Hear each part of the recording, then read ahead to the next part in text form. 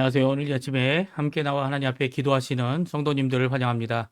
오늘 저희들이 함께 하나님 앞에 기도하실 때 우리 좋으신 아버지께 우리의 모든 것을 쏟아 놓으시고요. 우리의 마음을 이미 아시고 우리의 마음까지라도 다스리시는 크신 하나님의 놀라운 은혜의 역사, 기쁨의 역사, 또 우리에게 평강을 주셔서 오늘도 하나님 앞에 열심으로 살아가는 믿음의 사람들 되게 하시는 귀한 역사가 우리 성도님들에게 가득하기를 간절히 축원드립니다. 우리 날마다 합심하여 드리는 기도 제목 잘 기억하시죠? 함께 기도하실 때 오늘도 이 기도 제목으로 기도하시면서 이 아침 기도에 시작하기 원합니다. 같이 기도하겠습니다. 할렐루야. 하나님 아버지 감사합니다. 오늘도 이 아침에 하나님 앞에 부르짖으며 하나님 앞에 기도하며 하나님 앞에 우리의 모든 것을 쏟아놓고 하나님 앞에 가까이 나옵니다. 아버지 예수 그리스도의 이름 때문에 우리가 받는 귀한 은혜 하나님의 거룩함에 참여하게 되고 또 성령의 충만함을 받아 성전이라 일컫는 자들이 되어 하나님을 모시고 사는 하나님이 우리의 참 주인 되시고 우리의 마음에 좌정해 주실 뿐만 아니라 우리의 위에 계시고 우리를 다스려서 우리를 하나님의 백성답게 또 하나님의 일꾼답게 또한 우리를 불러 세우신 귀한 종들답게 하시는 귀한 역사를 오늘도 이루시는 것을 감사드립니다. 하지만 저희들은 아직도 연약하고 아직도 부족하여 아버지 하나님 주 앞에 주님이 우리와 함께 하시는데도 불구하고 그 연약한 가운데서 죄를 범하고 죄인으로서 또 원수된 자로서의 모습을 가끔 또 자주 하나님 앞에 보일 때가 있습니다. 예수님의 공로 없이 우리 스스로 구원받을 수 없음을 드러내는 우리의 이 모습 가운데 은혜를 베푸시고 긍휼을 베푸시고 예수 그리스도의 십자가의 그 보혈의 역사가 오늘도 우리 가운데 가득하게 하여 주셔서 하나님 아버지라 부를 수 있는 귀한 은혜의 삶을 성령의 능력으로 예수 그리스도의 보혈의 십자가의 보혈로 그 부활의 능력으로 부활의 소망을 따라 우리 가운데 일어나도록 주님 역사해 주시고 오늘도 그 험한 십자가 복음으로 전하며 그 험한 십자가 아래서 구원받는 그 십자가의 그 예수 그리스도의 죽으심 대속의 그 사건을 전파하는 귀한 우리가 될 수 있도록 주님 역사하여 주시옵소서. 또 이 시간 간절히 기도합니다. 교회 회복을 위해 기도합니다. 말씀과 성령과 그리고 또 아버지 하나님 기도와 모임과 교제와 하나님 앞에 하나님께서 주시는 기쁨과 화평을 누려가는 우리 성도님들 다 되도록 허락하여 주시고 하나님 말씀 중심에 선 귀한 은혜의 자리가 되게 도와주시고 구원받은 자들이 힘을 내고 오히려 이 양의 털을 쓴 늑대들이 들어옴을 막아내고 그들을 주께로 돌이키게 하는 귀한 역사를 우리가 가질 수 있도록 주님 역사하여 주시옵소서. 오늘도 간절히 기도합니다. 교회 안에 아버지 제자 훈련과 그리고 또 교회 안에 아버지 여러 가지 성경 공부와 하나님 앞에 이루어지는 모든 것 가운데 그 일로 사역하는 귀한 사역자들을 주님 기억해 주시고 교육시켜 주시고 훈련시켜 주시고 원처 예수 그리스도의 은혜의 흠뻑 성령의 충만함의 흠뻑 충만함을 더 가지게 허락하여 주셔서 이를 감당할 수 있도록 또 아이를 낳고 자녀를 기름과 같은 귀한 유모의 모습을 귀한 아버지 하나님 부모의 모습을 가진 귀한 역사가 일어나도록 허락하여 주시옵소서. 이곳 아르헨티나 그리고 한국 대한민국을 위해 기도합니다. 새로운 대통령이 선출되고 아버지 하나님 많은 것들이 다시 한번 회복을 위해 노력하고 있지만 마음에 들기도 하고 마음에 들지도 못하는 이 여러 가지 가운데 주님 역사해 주셔서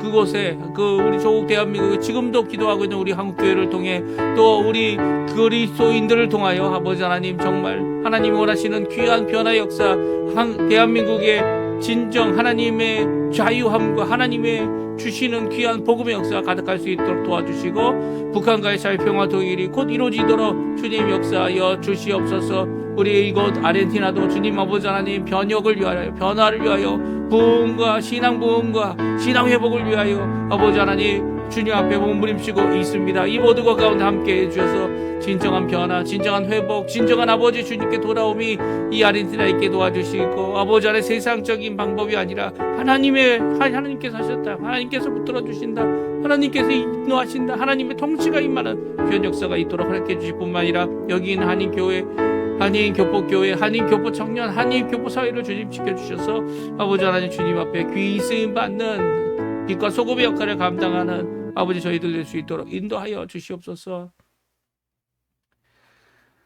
다 같이 사도신경으로 우리의 신앙을 고백하시면서 2025년 6월 5일 목요일 아침 기도회를 하나님께 드리겠습니다. 전능하사 천지를 만드신 하나님 아버지를 내가 믿사오며 그 외아들 우리 주 예수 그리스도를 믿사오니 이는 성령으로 잉태하사 동정녀 마리아에게 나시고 본디오 빌라도에게 고난을 받으사 십자가에 못 박혀 죽으시고 장사한 지 사흘 만에 죽은 자 가운데서 다시 살아나시며 하늘에 오르사 전능하신 하나님 우편에 앉아 계시다가 저리어서 산자와 죽은 자를 심판하러 오시리라. 성령을 믿사오며 거룩한 공예와 성도가 서로 교통하는 것과 죄를 사여 주시는 것과 몸이 다시 사는 것과 영원히 사는 것을 믿사옵나이다. 아멘. 네, 우리 조금 전에 반주로 들었던 찬양 아름다우신 우리 하나님 앞에 같이 찬양 드리겠습니다. 내 안에 주를 향한 이 노래. 내 안에 주를 향한 이 노래 영원한 노래 있으니 날 향한 주님의 크신 사랑 영원히 찬양하리라. 십자가 그 사랑 찬양하리. 날 구원하신 그 사랑 내 삶을 드려 찬양하리라. 놀라우신 주의 사랑 영원히 찬양하리라. 아름다우시 오 놀라우시 영영할 수 없는 사랑 오 위대하시 하나님의 사랑 영원히 찬양하리. 다시 한번 찬양합니다. 내 안에 주를 향한 이 노래 영원한 노래 있으니 날 향한 주님의 크신 사랑 영원히 찬양하리라. 십자가 그 사랑 찬양하리. 날 구원하신 그 사랑 내 삶을 드려 찬양하리라. 놀라우신 주의 사랑 영원히 찬양하리라. 아름다우시 오 놀라우시 영영할 수 없는 사랑 오 위대하시 하나님의 사랑 영원히 찬양하리. 주와 같은 분은 없네. 이 세상 그 누구도 주와 같은 분은 없네. 누구도 바꿀 수 없네. 주와 같은 분은 없네. 이 세상 그 누구도 주와 같은 분은 없네. 누구도 바꿀 수 없네. 아름다우시 오 놀라우시 영영할 수 없는 사랑 오 위대하시 하나님의 사랑 영원히 찬양하리. 아멘. 오늘 이 아침에 같이 읽기 원하는 하나님의 말씀은 역대상 말씀입니다. 역대상 7장 1절부터 8장 40절까지 말씀인데요. 저희가 아침 기도의 시간이 짧기 때문에 이걸 다 읽지 못하고요. 7장은 40절까지 있고 8장도 40절까지 있는데 오늘은 7장 1절에서 13절까지 말씀만 읽겠습니다. 물론 저는 이 설교 준비하느라 이제 50절을 80절을 다 읽었고요. 우리 성도님들도 이제 시간을 내셔서 이것을 다 읽으셨으면 좋겠습니다. 그 내용을 한번 읽어서는 잘 이해가 안 되지만 그럼에도 불구하고 같이 오늘 이 아침에는 우리 1절에서 13절, 7장 1절에서 13절까지 말씀만 저희들이 같이 읽겠습니다.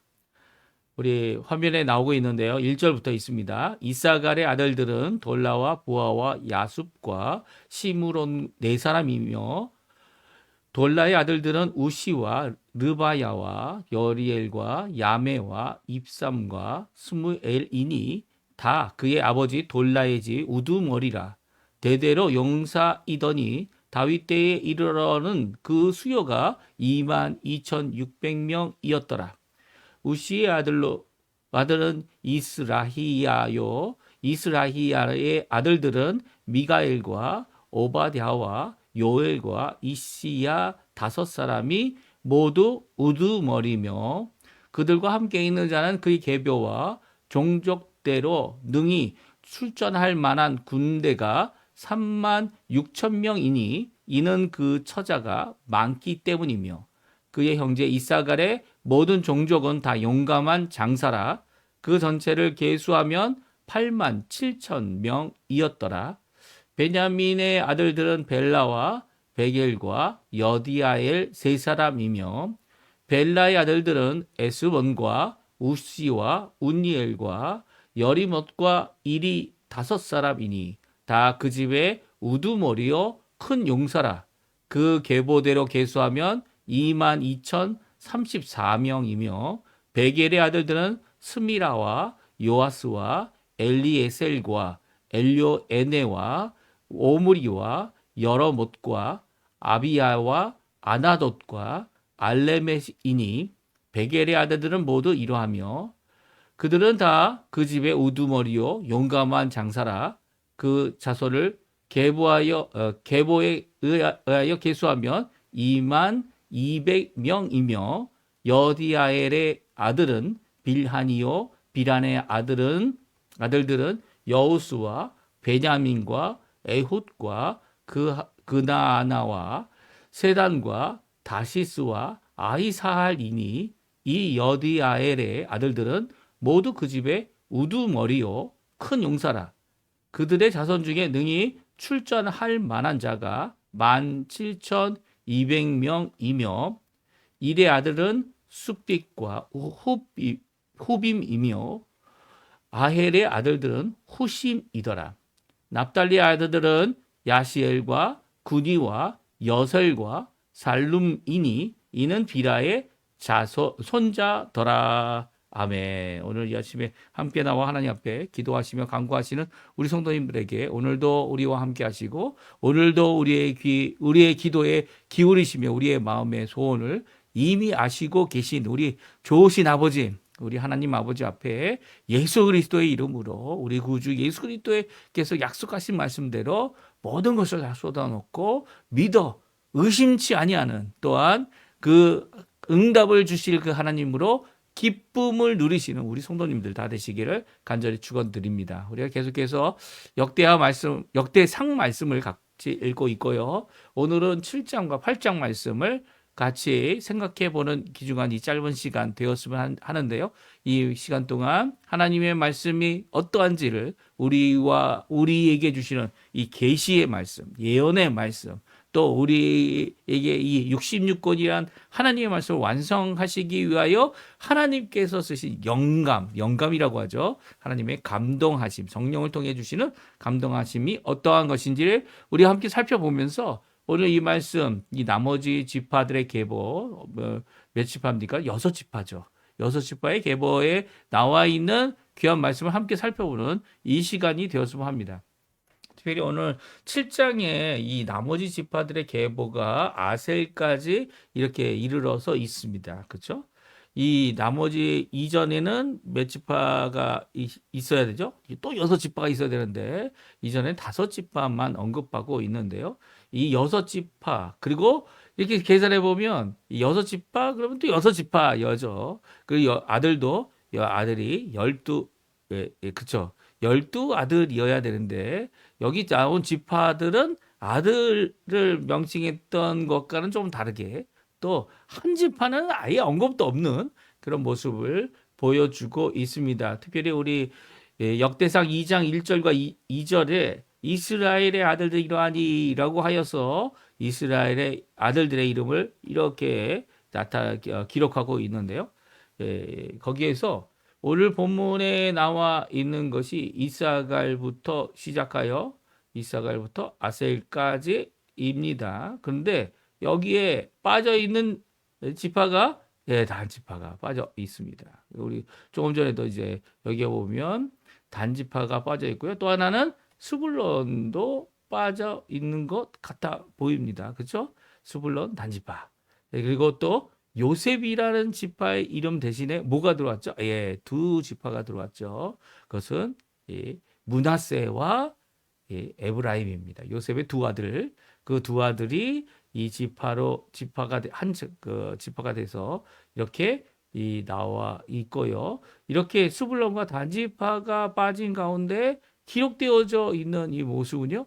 이게 왜 이 지파 빠졌을까? 이 성경 민수기에도 나와 있고, 이 민수기뿐만 아니라 이 성경의 이 계보라는 것이 이미 이렇게 누구의 아들들 계수를 했죠. 그렇죠? 민수기는 특별히 이 2번 모세가 계수를 합니다. 한 번은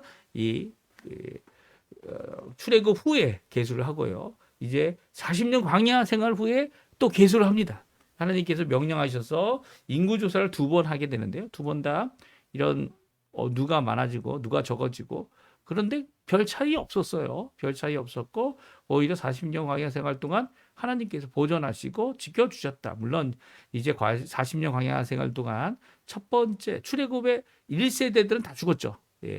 나이 20살 이상의 모든 사람들은 다 죽었고요. 그리고 2세대들 물론 이제 2사람 빼놓고요. 2사람 누굽니까? 여호수아와 갈렙이죠. 여호수아와 갈렙만이 이 40년 광야 생활 가운데 살아남았고요. 모세도 죽었습니다. 아론도 죽었고 하나님의 종들 위대한 종들이 다 죽어서 광야에서 죽었지만 묻혔지만 이 2사람과 이제 이 광야 1.5세대 아니면 2세대라고 할 수 있는 이 사람들이 함께 이제 새로운 세대들이 이제 가나안을 쳐 들어가게 되는 것이죠. 그런데 왜 스불론과 단지파가 그 명단에서 빠졌을까요? 이 빠진 이유 중은 여러 가지가 있을 수 있을 것 같아요. 그 중에 뭐 여러 가지 추측들이 있겠지만 그 중에 하나는 무엇이냐면 이것을 통해 우리에게 주시는 하나님의 말씀이 무엇인지, 특별히 역대기가 기록되어진 역대서가 무슨 말이라고 했죠? 이 나머지 것들, 역대상은 나머지 것들의 첫 번째, 역대하는 나머지 것들의 두 번째라고 이렇게 기록되어 이 제목이 붙여져 빠진 것들을 채워넣었다. 그런 의미를 가진 이런 이 역대기의 모습을 우리에게 잘 보여주고 있는 거죠. 그 세 가지를 우리에게 보여주고 있는데요. 첫 번째는 성령으로 감동으로 쓰여진 것이 성경입니다. 그래서 역대기 성경은 이렇게 수집된 자료들을 이 빠진 것들을 모아가지고 이 열왕기 상하나 아니면 사무엘 상하에 없는 것들을 추가하는 것이냐라고 하는 그런 생각을 가질 수 있어요. 그럼에도 불구하고 이 성경은 무엇입니까? 성령의 감동으로 된 겁니다. 그러니까 성령의 감동으로 같은 영의 하나님의 영인 성령의 감동으로 된 것이 열왕기 상하와 이 역대 상하의 차이점을 갖고 있는 이유는 바로 수집된 자료들, 빠진 자료들, 아직 그것들의 이야기들을 더 넣어야 될 것들이 남아 있었기 때문이죠. 그래서 성령 하나님께서는 이 역대기 성경을 쓸 때 어떻게 합니까? 이 수집된 자료들 가운데 열왕기 상하에 있는 거 그것도 넣고요. 또 그것뿐만 아니라 이 모든 것을 이 빠진 것도 또 심지어는 정반대되는 말씀도 기록할 수 있도록 감동하여 주셨습니다. 근데 어떻게 왜 그렇게 하셨을까요? 이게 종종 이렇게 되면 이게 성경이 이 두 개가 다르다. 이런 부분들이 어디서 우리가 또 볼 수 있죠? 예, 이 사복음서에서 볼 수 있습니다. 사복음서에서 예수님의 생애를 기록한 이 네 개의 복음서가 조금 다르게 틀린 부분이다라고 얘기할 수 있을 정도로 하나는 맞고 하나는 맞다, 틀렸다, 틀리고 맞다 이렇게 얘기할 수 있을 정도로의 차이점을 가지고 있는데요. 시간적 차이 그리고 사건의 순서의 차이 이 모든 차이들을 어떻게 이해를 해야 되는가? 뭐 저자가 다르기 때문에 그건 저자가 다르죠. 인간 저자를 말합니다. 그런데 성령 하나님이 그것을 쓰게 하셨다면 그리고 성령 하나님이 하나님의 말씀이다라는 것을 드러내도록 그것에 영향을 받지 않도록 사람이 다르더라도 그리고 그 예수 그리스도를 드러내는 일에 예수 그리스도의 사건을 기록하고 또 우리에게 주시는 교훈을 주기 위해 영감으로 되어진 하나님의 말씀임을 드러내도록 하시는 데에는 만약 이것이 하나님의 말씀을 드러내는데 아무런 지장이 없다면 하나님 성령님께서는 그것을 굳이 바꾸거나 차이가 나지 않도록 하기보다는 그것을 그대로 보존하셨던 것 같아요. 그러니까 성령의 감동으로 하나님께서 쓰실 때에 이 하나님께서 글자마다 선택할 수 있도록 단어를 선택할 수 있도록 하는 이런 세밀한 과정도 주셨지만 또한 그 사람의 그 인격뿐만 아니라 그 사람이 갖고 있는 자질과 그 사람이 갖고 있는 능력을 따라서 또 그 사람의 환경과 상황, 그 당시 시대에 가지고 있는 자료, 그리고 사람들을 통해 이 모든 것을 함께 어우러져서 하나님이 전하기 원하시는 하나님의 귀한 그 말씀을 우리에게 전해주고 있다는 겁니다. 그래서 이게 유의적 감동이라고 하는 표현을 쓰기도 하는데요. 이 우리의 전 인격을 쓰시는 하나님께서 우리가 갖고 있는 여러 가지 지식들뿐만 아니라 우리의 능력, 우리의 여러 가지 것들을 함께 성령 하나님께서 지배하시는 거죠. 성령 하나님의 뜻대로 성경을 쓰게 하는 귀한 역할을 이루어내고 있다는 거죠. 사실 이런 모습이 신약 성경에서 더욱 두드러져 나타나 있어요.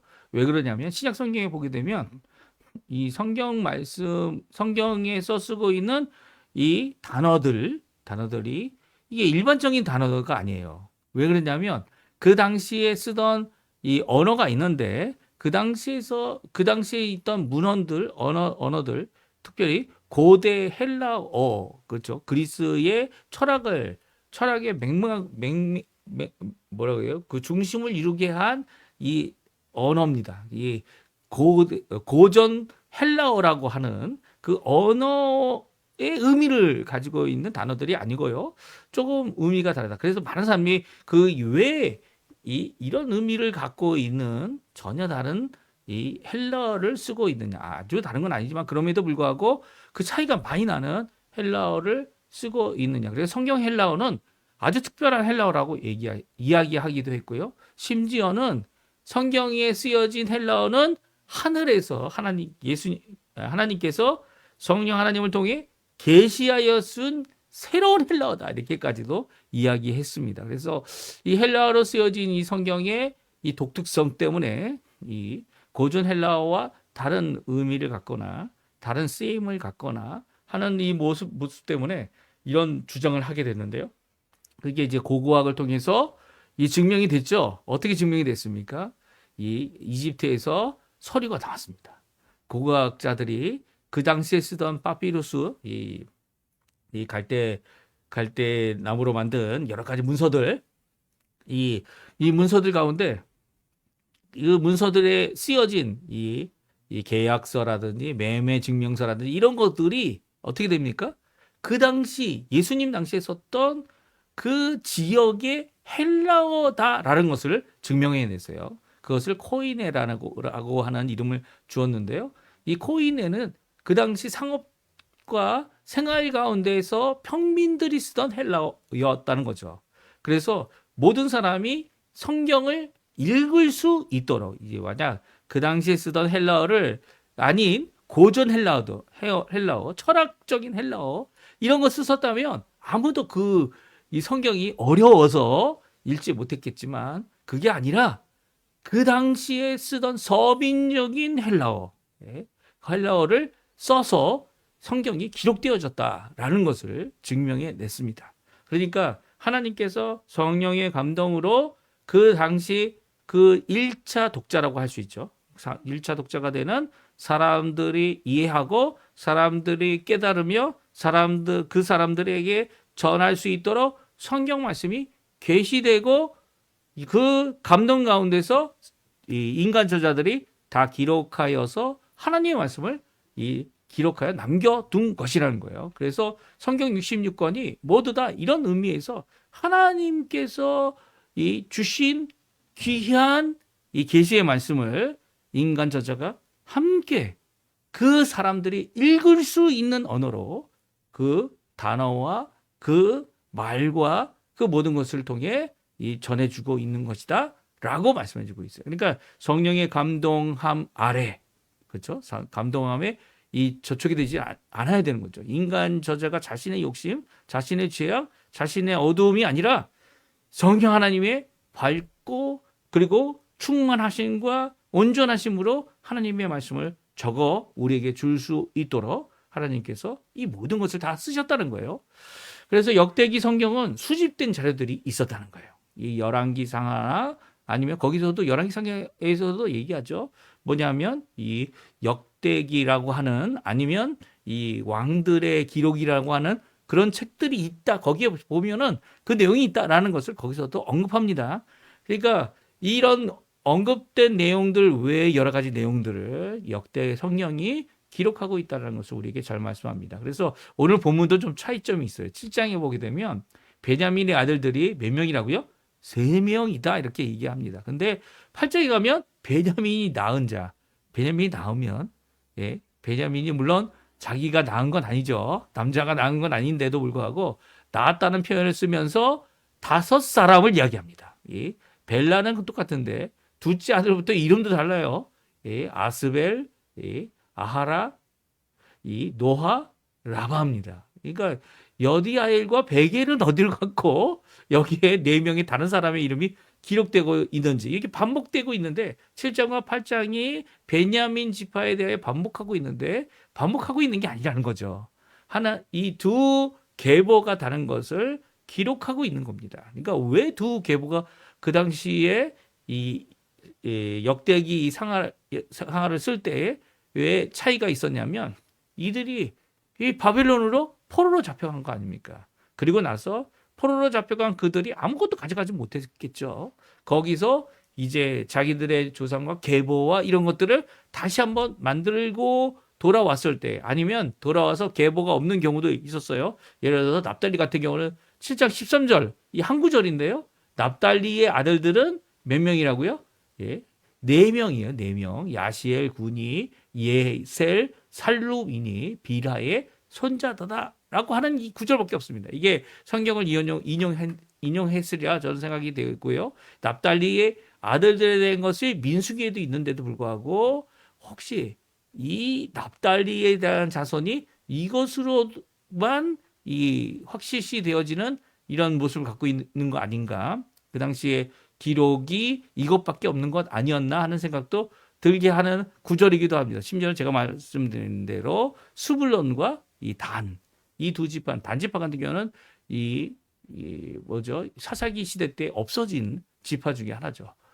물론 단이라는 도시는 있었습니다. 그래서 이스라엘을 가리킬 때 이스라엘의 북방인 단으로부터 남방인 부엘세바까지라는 표현이 성경에 여러 번 반복해서 나오죠. 그러니까 이 단지파가 없어졌기 때문에 그 후손이 없는 거죠. 이게 아무도 없는 겁니다. 물론 이 수불론도 그런 것인지는 모르겠어요. 하지만 이렇게 아무도 없는 이 남아있지 않는 지파의 것을 기록한 것 아닌가 하는 생각도 들게 하는 거죠. 그러니까 이렇게 차이점이 있거나 이런 것들을 다 수용하여서 이런 어떻게 보면 사람의 차이다. 인간이 잘못 기록하고 인간의 연약성 때문이다라고 하는 것을 이 성령 하나님께서는 이 기록하게 하여서 하나님께서 이런 자들을 모아 이 회복하였다.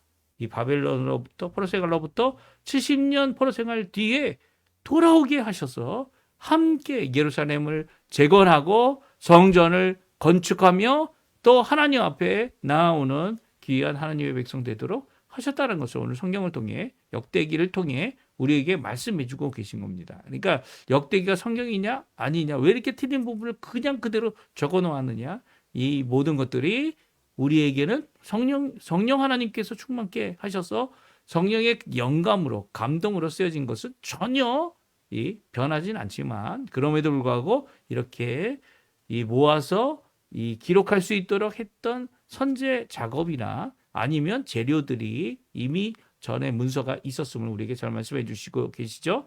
두 번째는 역대기 성경은 생략도 하지만 다른 기록도 갖고 있다는 거예요. 그러니까 역대기 성경에 보게 되면 우리가 이제 이 하나님 완벽성을 드러내기 위해 이 계보의 몇 사람 빼거나 아니면 계보의 이 계보뿐만 아니라 계보와 또 다른 계보를 이 동시에 기록하여서 이 다른 기록도 있다는 것을 우리에게 말씀해 주고 계신 거죠.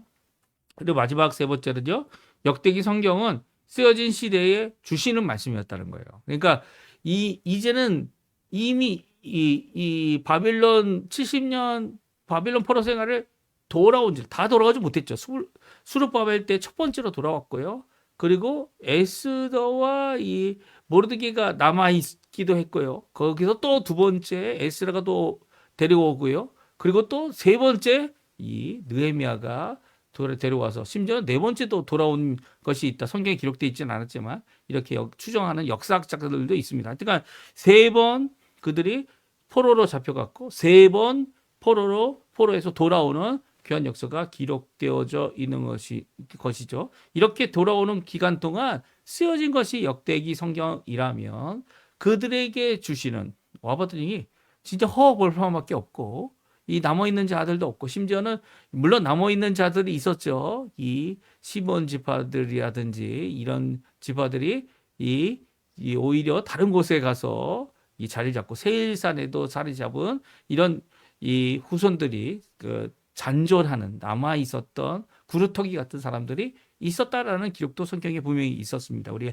읽었죠. 이 모든 것 가운데 이 모든 것 가운데 그들에게 주시는 하나님의 말씀을 기록하고 있는 것이 바로 역대기 성경입니다. 그래서 역대기 성경을 우리가 읽을 때 이 1차 독자, 1차 이 성경을 읽는 들려지기 원하는 사람들의 그 환경과 상황과 거기에 하나님께서 주시는 이 하나님의 음성이 분명히 이 하나님의 말씀으로 기록되어져 있다는 거니까 하나님의 말씀도 있다는 게 아닙니다. 이것이 하나님의 말씀이다. 역대기가 하나님의 말씀이다. 라고 우리에게 주고 있다라는 거예요. 그러니까 그런 입장에서 보게 되면 이런 차이점을 누구는 맞고 누구는 틀리다. 이 개인적인 인간적인 평가로 하는 것이 아니고요.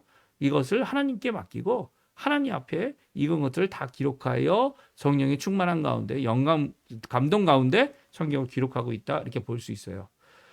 우리가 성경 말씀을 무엇이냐라고 할 때 성경 66권은 하나님의 말씀이다.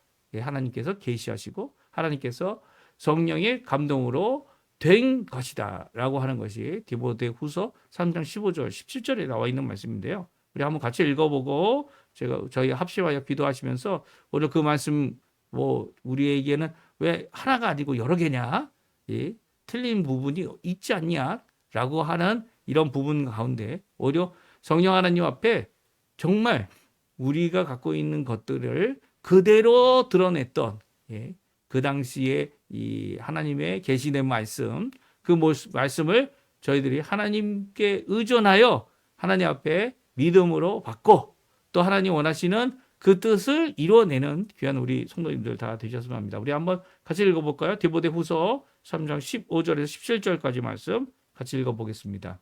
또 어려서부터 성경을 알았나니 성경은 능히 너로 하여금 그리스도 예수 안에 있는 믿음으로 말미암아 구원에 이르는 지혜가 있게 하느니라. 모든 성경은 하나님의 감동으로 된 것으로 교훈과 책망과 바르게 함과 의로 교육하기에 유익하니 이는 하나님의 말씀 하나님의 사람으로 온전하게 하며 모든 선한 일을 행할 능력을 갖추게 하려 함이라. 아멘. 그렇습니다. 하나님께서는 이런 여러 가지 자료들을 다 무시하고 이것만이다라고 말씀하시는 것이 결코 아니라는 거예요.